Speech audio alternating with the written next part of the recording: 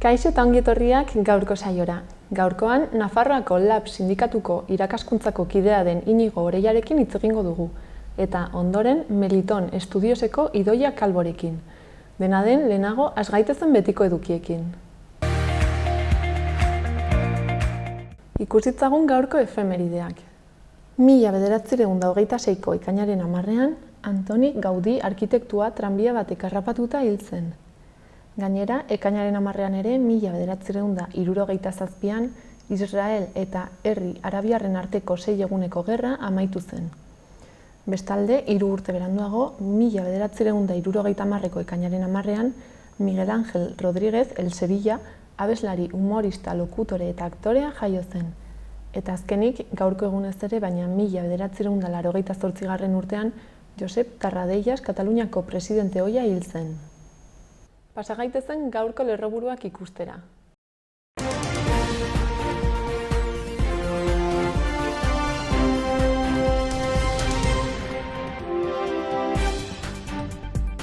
Nafarroak 59 koronavirus kasu berri atzeman zituen atzo. Nafarroak aste bat gehiago luzatuko ditu egungo koronavirusaren aurkako neurriak. Nafarroko adingaben zentro batzutan izan diren azken erasoak salatu ditu Lab sindikatuak eta hauen publifikazioa eskatu du. Elizondoko zahar etxeko langilek grebarekin jarraituko dute lan hitzarmen duin baten alde. Urrian amaituko dira Txantreako hegoaldeko parkearen ingurunea urbanizatzeko lanak eta dagoeneko biribilguneak ia amaituta daude eta bide berria zehaztuta dago. Herri lanak Talluntxe industrialdetik hurbil dagoen PA30 ingurabideko zubia konponduko du larrialdiagatik, hainbat abeetan kalte handiak atzeman baitira. Nafarroko gobernuak Francisco Javier Mangado Beloki arkitektori eman dio 2021ko Francisco de Javier saria. Hortziralean arratsaldeko 7etan gure aldetara disko aurkezpena eta berso saioa Alazne Untxalo eta Maian Etxoperenak eskainitakoa, Barañainko Kultur Plazan eskainiko da emanaldia. Larunbatean Atarrabiako Kulturetxean arratsaldeko 8etan Kalakaten eta San Andres abesbatzaren arteko kontzertua.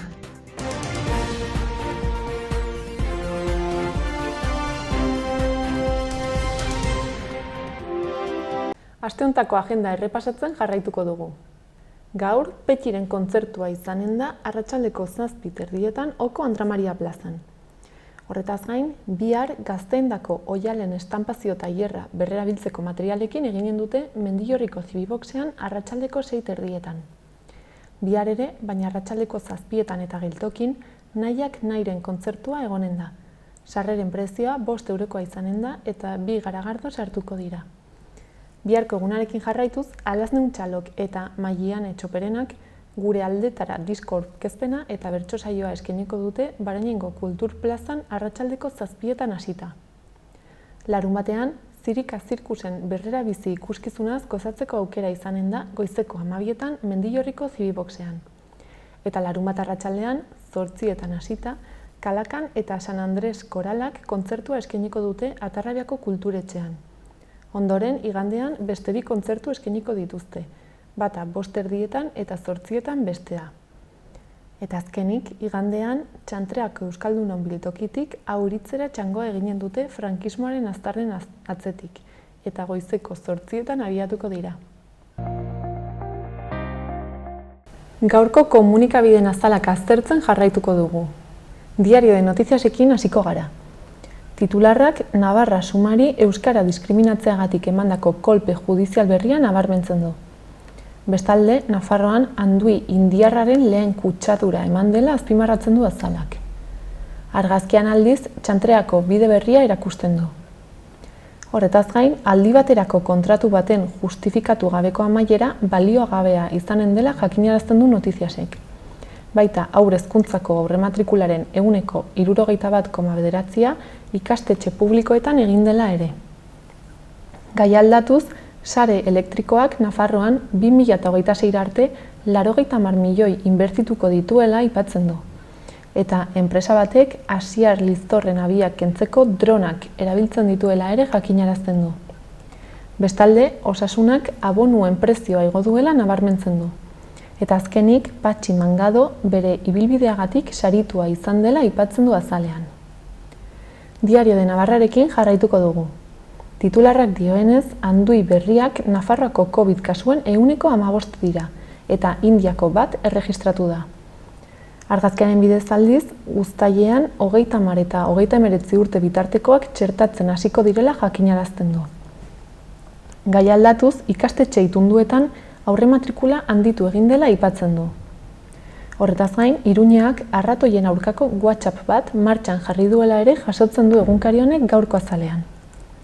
Azkenik, futbolean Osasunaren abonamenduak 7% igo direla nabarmentzen du batetik, eta bestetik Espainiako selekzioa armadak Pfizerrekin txertatuko duela jakinarazten du. Gararen azala aztertzera pasako gara. Titularra herritar gehienek beren etorkizuna erabaki nahi dutela da. Argazkiak Perun Kastillok irabazi duela iragartzen du.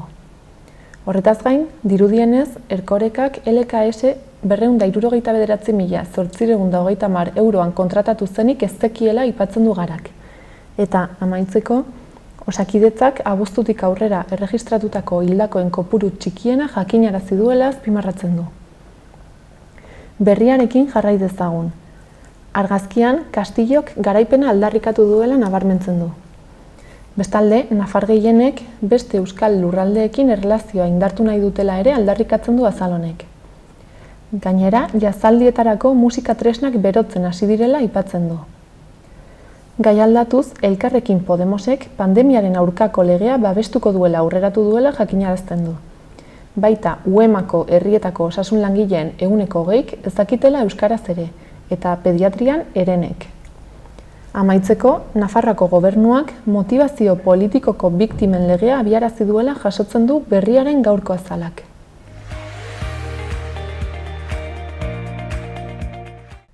Gaurko eta biharko eguraldiaren iragarpenak ikustera goaz orain. Gaur eguzki giroa gailenduko da. Kantauri isurialdearen ipar ekialdean, hau da, Gipuzkoa ekialdean, Ipar Euskal Herrian eta Nafarroa ipar partean, laino maskalak egongo dira goizean, baina apurka-apurka altxatuko du. Arratsaldean, bero-hodeiak garatuko dira hegoaldean eta Piriniotan, baina ez dute garrantzizko ondoriorik ekarriko.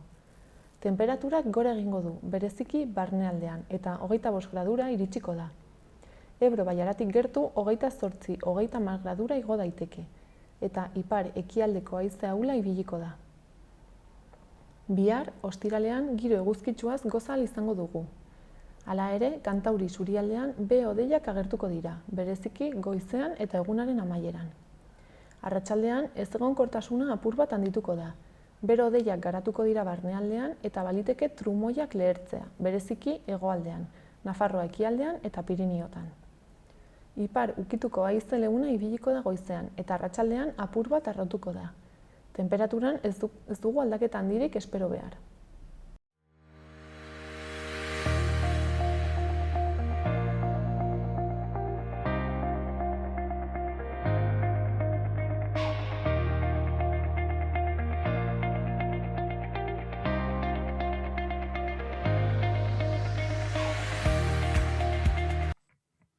Kaixo, Inigo, zer moduz? No, ongi. Ongi zabiltzate, lab irakaskuntza Nafarroatik, ez, duela gutxi iritzi artikulu bat, atera zenuten pixkat salatuz, ez, D ereduaren aurka edo egiten ari diren murrizketak Nafarroan. Bai, nik uste dut bi gauza elkartu direla, ez? Alde batetik, Nafarroako gobernuak berritu du ikasleen harrera egiteko dekretua, hau da ikasleen matrikula prozesua arautzen duen arautegia, eta horrek sortu ditu arazo batzuk, batez ere, momentuz ikusi duguna da, Pirineo, Zangozaldea eta Jaialdeko D ereduko ikasleengan, eta gero bestetik ikusten ari gara, zuk diozun bezala, beste murrizketa batzuk, izkutuko murrizketa batzuk gertatzen ari direla, eta beti biktimak D ereduko ikasleak izaten ari direla. Denaen, egin dituzten aldaketa hauek, diotenez, da egoera zaurgarrienean dauden ikasleak, nolabait, modu orekatu batean edo sakabanatzeko, ez? Bai, hori diote, ez? Guk oso kritikoa gara. Hor, egitasmo hau hasi zen pasatzen kurtso ikasturtearen hasieran, esan ziguten, asmoa zeukatela, eredu hartu zuten Aragoiko gobernuak aurreko legegintzaldian egindakoa.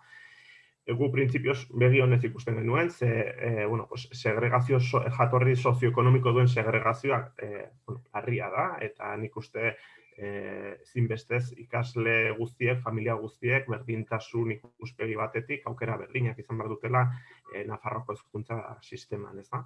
Baina, egin zuten prozesu parte hartzaile bat, hezkuntzaren eragile guztiekin, baina, gero konturatu gara, prozesu parte hartzaile horretan ateratako ekarpen guztiak, eta guk, adibidez labek bere aldetik, txosten batean bildutako ekarpen guztiak, ez dituztela kontuan hartu, zentratu dira, soilik ikasle banaketa hutsa egitean, ez? Eta, orain dela gutxi berriki labek egin zuen segregazioari buruzko jardunaldi bat, eta zeuden, esperientzia zuten adituek eta aipatzen zuten, hori dago, baina behar dira baliabideak, ratioak murriztea garrantzitsua da, profesionalik formatuenak behar ditugu, eta hori guztia ez dut egin. Eta, errebotez ikusi dugu nola gainera horren ondorioz ikasle batzuk, ereduko ikasle batzuk, baremoak aldatu direlako, orain ez dute aukerarik, lehen erronkaritik Iruñera etortzen zirenean, esartzen ziren ikastetxean, hor ez daukatela bermaturik tokia. Orduan, bi aldiz zigortuak izanen dira, batetik ezin dute eredua ikasi, beraien zonaldean, Zangozaldean, Tafaialdean eta bar, eta bigarren aldia, ohituta zeuden ikastetxean, ezin izanen dutelako, ikasi, edo behintzat momentuz ez zaio ziurtatzen, ez? Orduan, ze ondorio izango ditu honek, zer gertatuko da hurrengo ikasturteari begira? Pues ez dakigu, ez? Horre Jimenok iragarri du, agian ikastetxe bat eraiki beharko zela, erronkari, Zaraitzu, Aran hori Zangozaldea eta bar zerbitzu emateko, baina hori izanen berehalako konponbide bat. Han bazegoen neurri bat bertan bera utzi dutela, eta da ikasle hauek jartzezaketen errolda bide bezala jartzezaketen ikastetxe bera. Eta hori batean desagertu da. Orduan ikasle hauek, kanpoko beste zentokitik etriko balira bezala. Eta argi dago, ikasle hauek eta familia hauek ez dutela erdarazko ereduetan ikasten duten familien eskubide berdinak, urratuak dituztela beraien eskubideak. Dena den, ez da bakarrik, ez? Euskaraz ikasteko aukera ez duten ikasle hauen egoera, baizik eta baita ere, horretan aipatzen duzu, adibidez, Leitzako kasua, ez? Batxilergoko eta DBH-ko ikasleen arteko horieketan horretan. Hor, realitatea da, batxilergo euskaraz egiten duten ikasleek, astero 4 saio lektibo, ikas saio gehiago egiten dituztela, euskara irakasgaia egiteagatik. Toki hauetan ikasleak mugitzen dira herri batetik bestera, eta hor garraio aprobetxatzeagatik DBH-koi ordaintzen zieten jantokia. Edo bazeukaten bertan jateko, klasea bukatu, bazkaldu, eta gero batxilergokoekin ere herrira itzuli autobusean. Orduan orain zer egiten ari diren, zer bultzatzen ari diren, jantokia kentzen dut, ikaslei sartzen diet saio gehiago, langilei ere bai, adibidez DBH 18 saio lektibo astean ematetik pasako lirateke pasatzen dira 19ra, eta horrela, ordu gehiago, koste berdina, eta aprobetxatzen dut garraioa.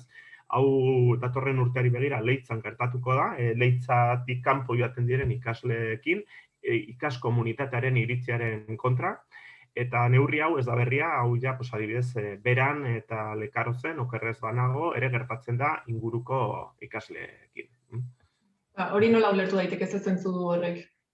Dirua aurreztu, argi eta garbi, ez? Eta, hor artikulan ere aipatzen ditugu beste kasu pare bat, norabide berean doazenak, ez? Hor ditugu Bereaingo ikasleak, eredua ez dago Bereainen bertan, beraz mugitu behar dira. Eskola maparen arabera, eskola mapa printzipioz bada dokumentu bat deskribapen hutsa egiten duena, baina ikusten dugu nola erabiltzen ari diren mugatzeko. Eskola mapan ez dagoenak ez du tokirik, ez? Hau gertatu da adibidez ere Mendigorriako kasuarekin. Berengo kasuan, dagokien ikastetxean noaingoa da, baina horrek dauka de pai. Familia batzuek ez dute pai nahi, eta orain arte eman diete aukera hegoalde ikastolara joateko eta garraioa izateko. Baina orain batean, gainera dirudienez Hezkuntza Departamentuak konpromisoa zeukan 3 urtetara garraioa mantentzeko, baina orain batean esan dute, ez datorren urtean, noainera joan behar dutela, pai nahi sartu, hau da, nahi pai eredua inposatuko zaie, edo bestela garraio hori gabe geldituko dira, ez? Eta bitxia da, ze justu pai dela eta Castejongo ikastetxean, paitik atera nahi zuten, 1000 traba jarri dizkiete hori egiteko, eta lortu dutenean esan diete, bale, paitik aterako zarete, baina etapa pain bukatu behar duzue. Orduan, kontrasana dago. Beringo ikasle hauei ez zaio inongo arazori jartzen, batean etapa erdian pain sartzeko, baina Castejongoak zigortzen dituzte pain bukatzera, ez? Orduan, murrizketa guzti hauek, ez, atzera pausoak izango lirateke euskaraz ikasteko orduan. Bai, azkenean trabak baino ez dira, ez? Eta, bueno, hor ere aipatzen dugu beste kontutxo bat, Castejonen ere, de eredua orain dela urte gutxi hasi zen, ikasle gutxi daude, baina, karo, hor ikasle horiek beharrak dituzte, ez? Eta une honetan beharko lukete entzumena eta mintzaira espezialista bat. Bertan badago entzumena eta mintzaira espezialista bat, baina erdalduna da, ez daki euskaraz. De eredukoek ez daukat alako espezialistarik eta momentuz ez diete esleitu alako espezialista. Pertsona hori euskalduna balitz, elebiduna litzateke eta zen inongo arazorik egonen bi hizkuntzak hartatzeko. Hau da, pixka bat ere, labetik aldarrikatzen dugun zerrenda bakarra, eta euskaldunok elebiduna gara, eta badaukagu gaitasun gehiago, naiz eta batzuek kontrako esan, badaukagu gaitasun gehiago, eta beraz, gaitasun berdintasun printzipioan oinarrituta, hor atenditu alko lukete. Eta kasu honetan kaltetuak berriz ere ereduko ikasleak dira, ez. Eta, honetaz gain ere, ez, lanbide heziketan eta aurre eskoletan, eta, badirudi ez, euskararen alor guztietan atzera pausoak. Kasu konkretu hauek, azkenean ekartzen duena da, gehitzea, ja lehendik genekarren motxila astun horreti, ez? Orduan, dakagu urte honetan ugariak izan dira 0,3-ren inguruan, eta aurreko ikasturtean ere Iruin herrian egon diren arazoak, Navarra Sumaren gobernuarekin, maila alkatearekin, nola murriztu duten murgiltze eredua. Gaur egun Iruñeko udal aurreskola bakarrean eskaini da murgiltze eredua datorren kurtsorako. Ingelesa sartzen ari da 0,3 urte zikloan, inongo zentzurik ez duena, gainera, hizkuntza irizpiderik gabe, eta bar. Bestetik daukagu lanbide heziketan, hor ikasleen, esan dezakegu, 125, 130, tarte horretan euskalduna da, baina horren eskaintza oso txikia da, eta ez dute handitzen urtez urte, aurten hutsaren hurrengoa da handitu dena, ez? Eta gainera ikasle gehienak Iruin herrian kontzentratzen dira, Iruin herria da ikasle euskaldun gehien pilatzen duen zonaldea, eta hor euskarazko eskaintza hutsaren hurrengoa da. Eta ere bai unibertsitatean gauza bera gertatzen zaigu, ez? Orduan, gaur egun de ereduan euskaraz ikasializatea ibilbide guztia, bada sekulako gurutzaldia, ez? Horra oso neketsua, 1000 oztopo gainditu behar dituzu, familiak inbertsio handiago egin behar dute kasu askotan, eta ez da zuzena, ez da zuzena, badakigu ere urtetan herriberako gertatzen ari dena, ez herriberako zonaldean, familiak ikastolak dira aukera hori ematen ari diren bakarra, eta hor azpifinantziatuak daude, ez? Eta zuek labetik ez guzti hau salatzen duzue, eta jasotzen duzuen nolabaiteko, ezakit alde batetik ez, erantzuna edo agian herritarren partetik ere babesa? Bai, horre, zertatu dena da, azken astetan, halako kasu asko gertatu direla, eta horregatik idatzi genuen artikulu hori, baina aldi berean ere bai, orain bolo-bolo dabil, ez? Administrazioak berrituko duela administrazioan sartzeko dekretu hori, eta euskara ez dela baloratu izanen, ez? alemanera, frantsesa eta ingelesa baloratuko den tokietan, euskara ez da baloratuko meritu gisa. Nafarroa, zonalde diskriminatu osoan, zonalde ertainan euskara baloratuko meritu bezala, baina ez da izanen ezinbesteko bermatu behar dena. Eta azkenean, honen atzean, ez dela bermatuko hiritarren euskara zapatuak izateko eskubidea. Hemen hitz egiten ari gara, ni funtzionario izateko dudan eskubideari buruz, ez dakit nork asmatu duen, baina batzuk defendatzen dute, harro gainera, baina azkenean hiritarrak ez dugu izanen euskaraz hartatuak izateko eskubidea. Eta, bueno, ere ikusten dugu hiritarrak ere mugitzen ari dira, ez? Hain zuzen ere, atzo heldu zitzaigun Pirineotako familiek eginen dute elkarretaratze bat Iruñan, ekainaren 19an, eta ere, hau primizia izanen duzue, hor Steilas, Ela, Talab, hiru sindikatuok ere aztertzen ari gara, eta zurezki hor mobilizazioaren bat izanen dugu ekainaren 24an, oraindik zehaztu gabe, eta hitz egiten ari gara pixka bat kaltetuekin, baina eginen dugu mobilizazio bat egoera guztia agerian uzteko, ez? Bidegabekeria hauek guztiak. Eta uste duzu egoerari buelta emateko aukera dagoela? Nire ustez funtsezkoa da marko legala aldatzea. Gaur egungo markoan, euskararen lehen bazkuentzaren legea, orain euskararen legea deitzen denak, ezartzen duena da apartheid bat. Eskubide desberdinak esleitzen dizkio hiritarrei dauden zonaldearen arabera. Baztango hiritarrek ez daukate hizkuntza eskubide berdinak tuterako hiritarrekin konparatuta. Iruña da hiriburua eta zonalde mistoan dago, hor biztanle gehien hor daude, eta gainera kanpoko herritako jende asko Iruñera joan behar da, hainbat gauza kudeatzera, osasungintzan, eta bar. Eta zaizkigu eskubidea horiek ez aitortzen. Gauza da aitortzea, hor gaizkigoaz, baina ja gero bermatzea inondik inora, ez? Atzo gaur egon ditut UEMako udalerrietan mediku gintzan 3 medikutatik bat ez dakiela euskaraz, ez? Orduan hori udalerri euskaldunetan. Orduan ez dago ez aitorpenik, ez da bermerik ere.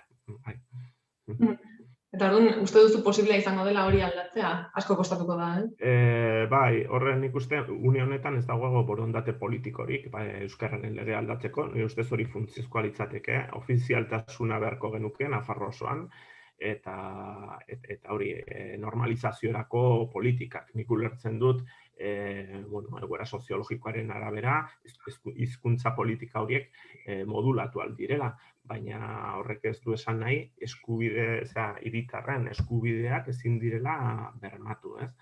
Eta, gaur egungo gobernuan ere nik borondate hori ez dut somatzen, ez? Gaur zuekin konektatu baino lehen irakurtzen ari nintzen Arakama, Geroa Baiko parlamentariaren deklarazio batzuk agerkari digital batean, non esaten zuen, administrazioko dekretu horren inguruan ez daukago adostasunik, baina hau ez da izanen gobernua apurtzeko aitzakia, hau da, beraientzat ez da marra gorria, ez gaude ados, baina, ere ez dugu sokate inkatuko muturreraino, ez gaude, kontu honekin, ez, beraientzat ez da lehentasuna ere. Baina horrela jarraituz gero, marra gorri horretan iritsiko gara, Bai, nik uste hor garrantzitsua da hiritarren erantzuna, ez? Jendea mobilizatzea, aldarrikatzea, beraien eskubideak aldarrikatzea, ikusaraztea gehiengo sozial bat, euskalduna izan, ala ez izan, hizkuntza eskubideen alde, errespetatzearen alde dagoela, eta nik uste hori justiziazko kontu bat dela, ez? Horren azkenean, 21. mendeko Europan hizkuntza gutxitu bat egotea euskara dagoen bezala, bere eremu propioan, lotsagarria da, ingelesa edo alemaniera gehiago baloratzen da gure hizkuntza propioa baino, ez pentsazina da. Argi dago ez, geroz eta gauza gehiago ari direla gehitzen ona, Orduan, adi egon beharko gara, ez?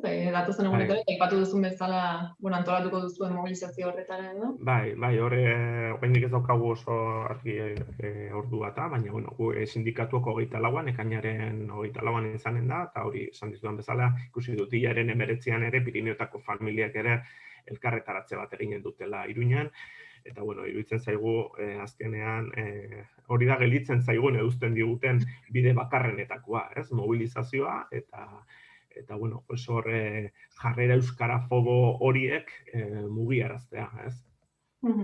Ez dakit ez amaitzeko, mezuren bat bidaltzea gustatuko litzaizuken. Bai, nik horre animatuko nuke jendea, pixkat, hizkuntza eskubideak aldarrikatzera.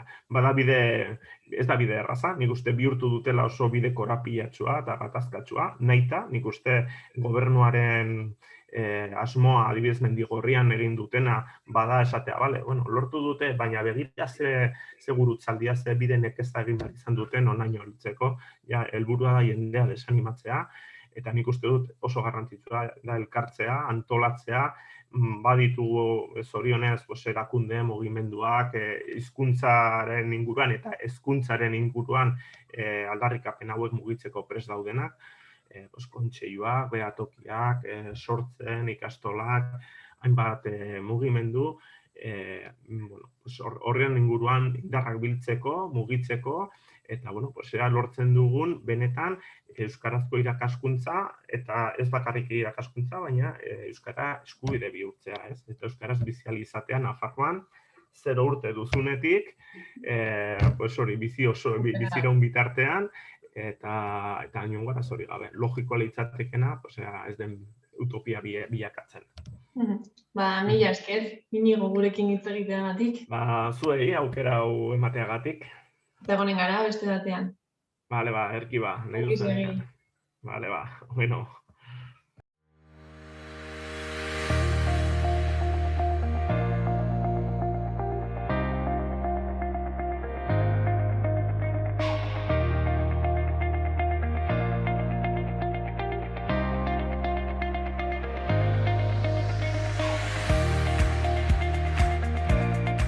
Udalerrietako albisteekin jarraituko dugu.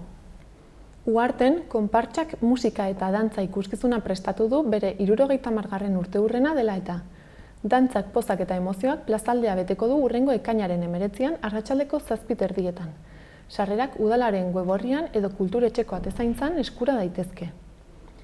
Bestalde, Uharte ezagutu orientazio jardunaldian erabilitako aplikazioa zabalik utzi dutela jakinarazi dute. Helburua Uhartetik ibilbide bat egitea da, ondo pasatuz eta bidenabar Uharte hobeto ezagutuz. Ibilbidea 20 puntuz osatuta dago eta haietatik pasatzean aplikazio mugikorraren bidez ibilbidea osatzen joan behar da. Ibilbidearen mapa, aplikazioaren tutoriala eta QR kodea online daude eskuragai. Horretaz gain, udari begira, garapen emozionalerako eta trebetasun sozialetarako bitartekari artistikoen taldea osatuko dute. 12 eta 14 urte bitarteko gaztei zuzendutako espazio honetan, jarduera artistiko, plastiko, narratibo eta abarrekin izandako esperientzen bidez, mugak jartzen, besteak zaindu eta norbere burua zaintzen, bizi eta sentitzen duguna partekatzen, emozioak modu aske eta espontaneoan adierazten, harremanak izateko modu desberdinak aurkitzen eta lagunduak sentitzen ikasiko da. Abuztuak 9, 11, 12, 16, 18 eta 20an izanen da, 11etatik ordu batetara. Izen emateak ekainaren 14tiko 23ra egin beharko dira online ala Uharteko gizarte zerbitzuaren bidez, eta prezioa 30 eurokoa izanen da. Udako jarduerekin jarraituz, itsas mendi ateraldia antolatu dute Hondarribira ekainaren 25erako. Ibilaldi motz eta erraz bat eginen dute kostaldeko itsaslabarretatik paisaia ikusteko, eta ondoren hondartzara joanen dira. 12 eta 19 urte bitartekoek 5 euro ordaindu beharko dituzte, 19 eta 30 urte bitartekoek 10 eta helduagoek edo kanpokoek 15. Izen emateko azken eguna bihar izango da Ugazten. Gainera, egun bat lehenago ekainaren 24ean Ugazten azazkalak apaintzeko tailerra eginen dute arratsaldeko 6etan. 14 eta 17 urte bitarteko gaztei zuzendua dago eta izen emate egiteko azken eguna bihar izanen da Ugazten eta Doain. Bestalde, aurten San Juan bereziak izango dira. Asteartean, udako solstizioari buruzko hitzaldia izanen da arratsaldeko 7etan kulturetxean. Agendari dagokionez, gainera, Bihar izadi dokumentalaren proiekzioa eginen da arratsaldeko 7etan kulturetxean. Dokumentalak Maria Lizarraga eta Inigo Gutierrez euskal presoak eta haren alaba izadi pairatzen ari diren egoera azaltzen du. Haurrak 3 urte beteko ditu helduden urteko urtarrilean eta egokitzapenik gabe atera beharko du espetxetik. Sarrera doakoa izango da aldez aurreko erreserbarekin. Eta uhartearekin bukatzeko mandalak margotzen ikasteko tailerra eginen dute ekainaren 14 eta 16ean arratsaldez plazaldeko 16. gelan. Mandalak egiteak arreta fokalizatzen laguntzen du estres sentsazioa lasaitzeko eta gure burua garbitzeko ariketa bikaina da oreka erraztuz, bakea eta lasaitasuna ekarriz. Doako tailerra den arren materiala kobratu egingo dute. Iruñarekin amaituko dugu. Iruñeko udalak epea ireki du euskara ikasteko eta hobetzeko dirulaguntzak eskatzeko, 45.000 euro zornituak. Eskaerak aurkezteko epea desberdina da, ikastaroa noiz egin denaren arabera. Ekainaren 28 arte aurkeztuko dira 2020ko urritik 2021ko ekainera bitarteko prestakuntzetarako eskaerak, eta abuztuaren 30etik irailaren 30 arte uda honetako ikastaroetakoak. Ikastaro estentsiboak, trinkoak, barnetegiak, autoikaskuntza ikastaroak eta onlineko prestakuntzak barne hartzen ditu. Deialdiaren zenbatekoa 45.000 euro bitan banatu da, 35.000 euro 2020ko urritik 2021ko ekainera bitarte egindako ikastaroendako eta 10.000 euro uda honetan egindako prestakuntzetarako. Deialdiaren oinarriak 121. Nafarroako aldizkari ofizialean argitaratu ziren, maiatzaren 25koan, eta kontsulta daitezke udalaren webguneko laguntzak eta diru laguntzak atalean. Eskaerak edozein udal erregistrotan aurkeztuko dira. Diru laguntzak jasoalko dituzte 16 urtetik gorakoek edo adin hori 2021ean betetzen dutenek. Beti ere, Iruñean erroldaturik badaude diru laguntza zer ikastarorako eskatu eta hori hasi baina urtebete lehenagotik. Eta horrek irauten duen bitartean, eta gutxienez ikastaroko ikastorduen 175era bertaratu badira. Onlineko ikastaroen kasuan ordu kopurua ezarriko da mailaren arabera, gutxieneko bertaratzea kalkulatzeko. Diru laguntza gehienez ere egindako gastuaren 180 izanen da, eta ezin izanen du 500 euro baino gehiago jo, ikastaro bakoitzeko, eta 1.500 euro eskatzaile bakoitzeko, barnetegiak salbu. Horien kasuan, 750 euro ezarri da maila bakoitzeko eta 2.500 pertsona bakoitzeko. Diruz lagundu daitezkeen gastutzat joko dira ikastaroaren matrikularen zenbatekoa zein barnetegi baten instalazioetan egotearen zenbatekoa. Diru laguntza jaso ahal izateko ikastetxe homologatuek antolatutako ikastaroak izan beharko dira. Horrek barne hartzen ditu euskararen irakaskuntzarako zentro ofizialak. Nafarroako gobernuaren erregistroan izena emana duten helduentzako irakaskuntza eskaini eta diruz lagunduta dauden ikastegiak eta Euskal Autonomia Erkidegoko ABE institutuak homologatutakoak.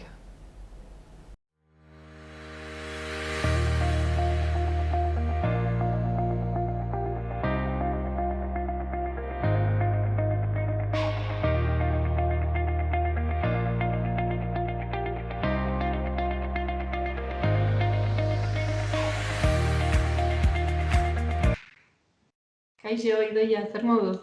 Egun hon. Zer moduz Meliton estudioetatik? Ongi, oso ongi. Bai, Han zaude ez, lekarotzen? bai, hori da, bai. Orain gaude Isabel Coixeten tailer batean, Filmando Navarra con Isabel Coixet deiturikoa, eta duela aste bat hasi ginen, eta oraindik 4 egun geratzen zaizkigu hemen tailerrean. Eta zer ari zarete egiten, tailer horretan? Tailer honetan egiten duguna gara 10 egunetan laburmetraiak sortu.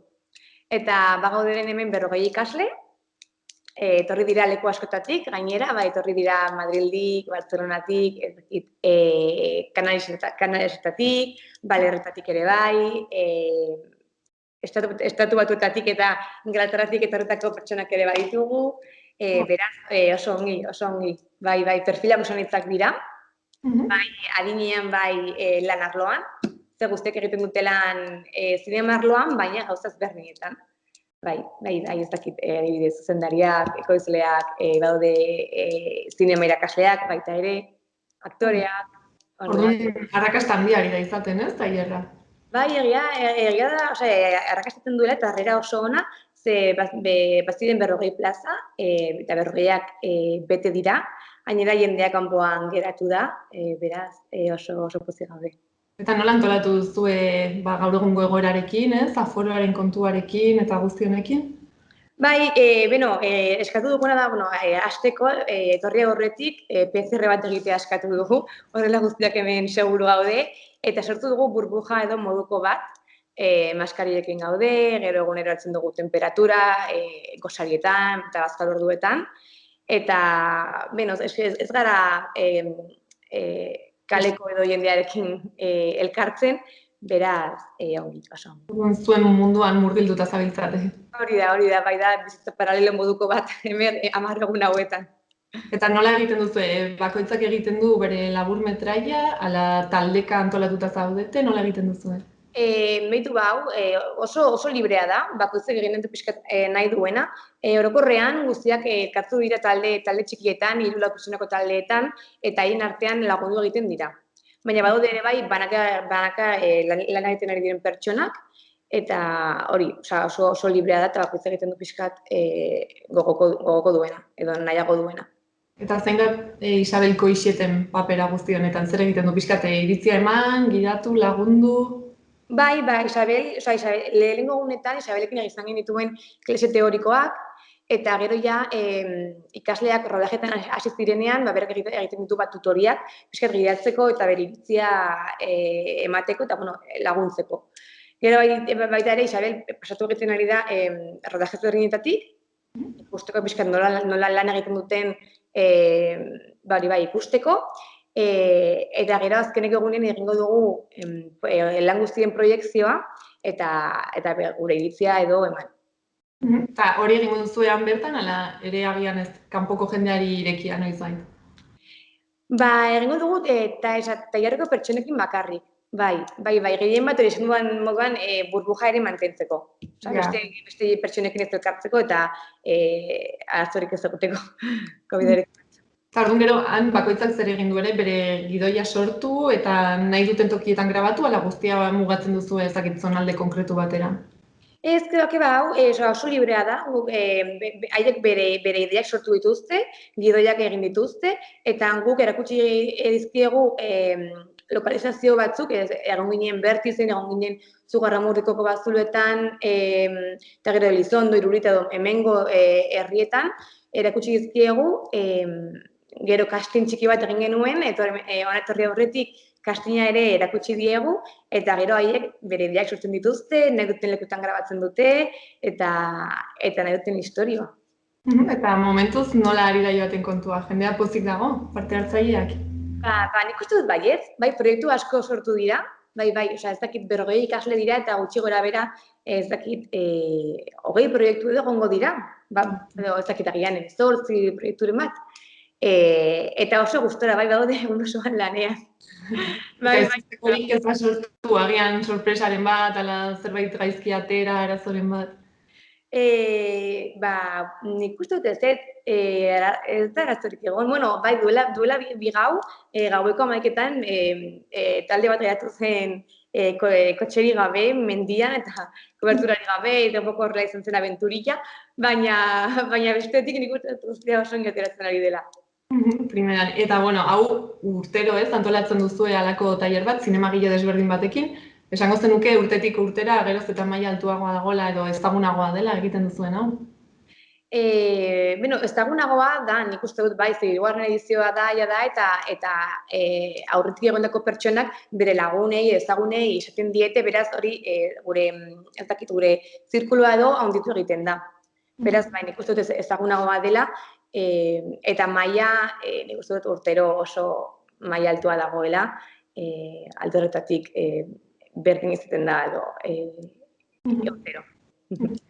Eta urtetik urtera jende gehiago ematen du izena, ala gutxi gora bera kopurua antzekoa izaten da? Nik uste dut, gero eta pertsona gehiago animatzen direla izena ematera. Bai, nabaritu dugu pasain urtetik onera pertsona gehiago inskribatu direla. Justo iaz ez egoera nahiko berezia zen, orduan agian horrek ere jendea... Baina aldatu behar izan genituen datak, beraz egin zuen pixkat guztia, berriz planeatu behar izana, baina bai, nabaltu egin da, pertsona gehiago inskribatu direla. Eta pertsona gehiago tailerra ezagutzen duela. Orduan, agian ez, hemendik aurrera hasi beharko zarete gehiago antolatzen. Bueno, ez dakit, ez dugu pentsatu, baina aukera bat izango litzateke, ez dakit agian udaberrian eta udazkenean egitea, ez dakit. Gabonetan, edo... Gabonetan baita, hemen pozpizko bat egingo du gabonetan, bai, baina. Eta, bueno, tailer honetaz gain, Meliton Estudioetatik ere, zenbait formakuntza edo ez, antolatzen dituzu edo, behintzat Meliton Estudioak erabiltzen dira ere formakuntzak egiteko. Bai, hori da, bai, pasaren astean izan genuen azkeneko kurtsoa, izan genuen arte zuzendaritzako kurtso bat, Zentzerroekin eta Mikel Serranorekin. Eta, bueno, estudioetan montatu dituzte dekoratu batzuk, La Habanako kale batzuk montatu dituzte, bai, eta oso pozik egon ziren, nik uste dut oso ongi atera zela, bazuten 20 piko pertsona, zaketoren zamen 23 pertsona egon ziren ikasle moduan, eta nik uste dut oso pozik egon zirela. Emaitza oso ona izan da. Orduan, Nafarroan geroz eta zinema zale eta zinemagile gehiago daude? Bai, nik uste dut baiet. Eta ikasteko gogoekin geroz eta gehiago. Eta guzti horretan ez, Meliton Estudioak paper garrantzitsu bat jokatuko du. Bueno, saiatzen dugu. Hori da ez, helburua pixkat zuena. Hori da. Eta orain, bueno, aipatu duzu ez, 4 egun gelditzen direla tailerra bukatzeko, eta etorkizunera begira baduzu beste zerbait antolatuta edo prestatzen hasi zarete beste zerbait? Beno, daukagun hurrengo proiektua da Nafarroako zinemaldia, abuztuaren 4tik 7 izango da urte honetan, eta horrekin gauduz geratzen da bakarrik hilabete terdi, beraz azkeneko gauzak prestatzen. Eta zer egingo da zinemaldi horretan? Zerbait aipatu daiteke? Bai, noski, zinemaldia, badakitzunez bada jaialdi, gai sozialak lantzen dituen jaialdia, eta 4tik 7 egongo dira proiekzio ezberdinak, egongo dira masterclassak, mahai inguruak, ez dakit, eta beste jardubera batzuk, laizte eraterako dugu programazio guztia, bera ikusi halko duzue. Orduan, programazio ateratzen duzuenean ere, ez, imaginatzen dut hor jakingo dela nola izena eman edo zer egin behar den parte hartu alizateko. Bai, zinemaldira edo jaialdira joateko ez dago arazorik doainik da, eta sarrerak hartuko dira online bidez, edo bestela saioetara pixka lehenago ailegatuz. Bale, primeran.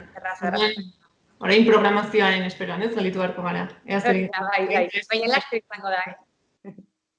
Ez duzu oraindik ez data jarritaz, noiz kaleratuko duzuen? Ez dugu data jarrita oraindik ez. Bueno, pendiente. Ez dakit ez aipatzeko, zerbait gehiago faltatu izan zaigun, ala besterik gabe utziko zaitugu ez, tailer honekin jarraitzen. Nik uste dut guztia esan dugula, ez dakit gehiago esan. Baina bai, min jarrituko dugu, geratzen dizkigu hori 4 egun, eta ja azkeneko txampa edo... Labur metraiak amaitzen. Hori da. Primeran, 1000 esker orduan, Idoia, guritarte bat eskaintzeagatik. Eta gongo gara beste batean, agian zinemaldiaren arira edo hitz egingo dugu. Hori da, bai. Bai, esker. Ongi segi, Idoia. Esker.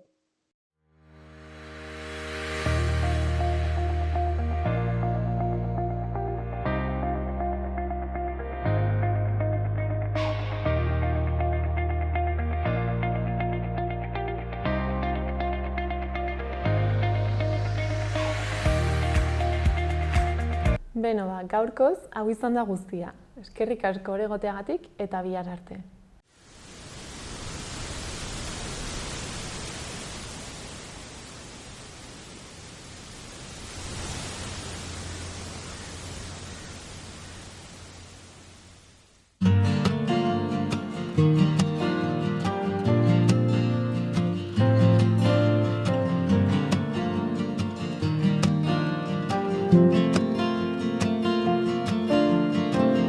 Helmuga ikusten dut, baina ez dizute zer esan.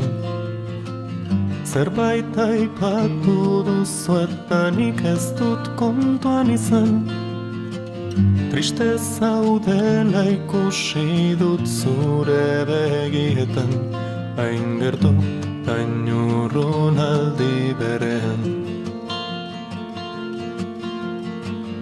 Ilundu egingo duagian iristerako, kaleko argin beharra denara ikusteko, atzean utzitako giapurren bideak ere ez du galdutako ilusio aurkitzen lagunduko. Nire pausoak luzeagoak badira ere, inoizen naizugana gehiegi gerturatu, bideak duelakoan ezin hori sendatu, altxora ez dezagun erbaino lehen lurperatu.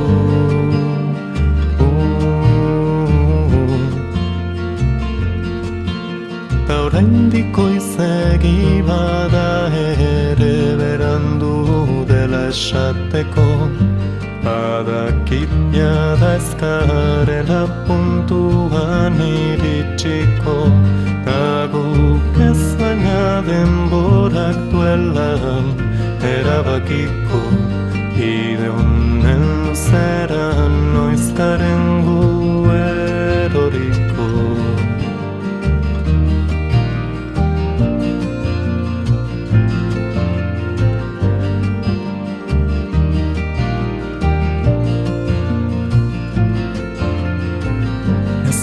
Esan baina bidean ikasi ez dudanik, ametxontan zure ondoan egan ipilen naizenik, ta zuk ere jarraituko zenukela nire eskutik, egin ez badut ere nik ia inongo aleginik.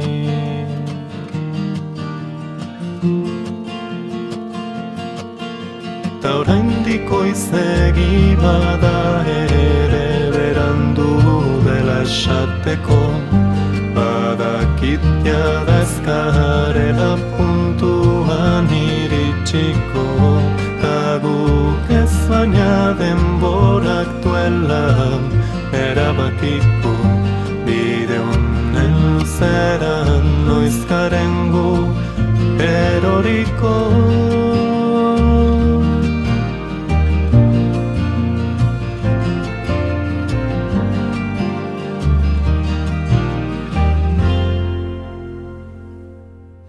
Baina ezin dugu bidelakun ukatu, biok dakiku hau ez dela helmugan bukatu.